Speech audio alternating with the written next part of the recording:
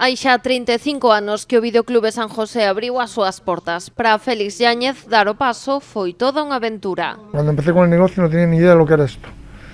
Simplemente que mi socio me dijo, mira, oye, me están abriendo videoclubs, es que... ¿Pero qué es un videoclub? Yo no sabía lo que era un videoclub, realmente no sabía lo que era un videoclub. Entonces empezamos a estudiar un poquito el mercado, estudiar tal, y bueno, pues puede ser. E montamos el videoclub, pues hace 35 años, así, sin quererlo. Dende entón o negocio converteuse nun clásico no barrio de Campolongo e en toda a cidade. Nos mellores anos do sector Pontevedra chegou a ter ata 33 videoclubes, pero a día de hoxe só San José sobrevive. Los que mandan no fueron capaces de cortar las bajadas de internet, que eso fue el principio del fin de todo esto.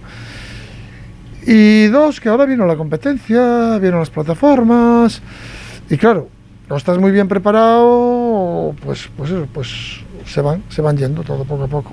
Pero vamos, yo sigo viviendo de esto y no sigo porque quiero jubilarme. Coa despedida do 2021, Félix Yáñez despedirá tamén o seu negocio. Faino non porque non funcione. A día de hoxe ten 41.446 socios, senón por petición da súa familia. Con 65 anos xa cumpridos, chegou o momento da xubilación. Sábados, domingos, festivos, hasta las 11 de la noche, hasta las 10 de la noche, todos los días. Y tienen razón.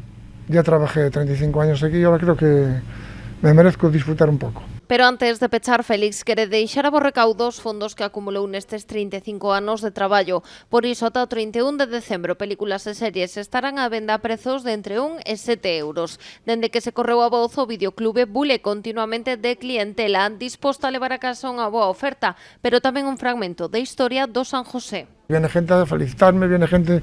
Pues sí.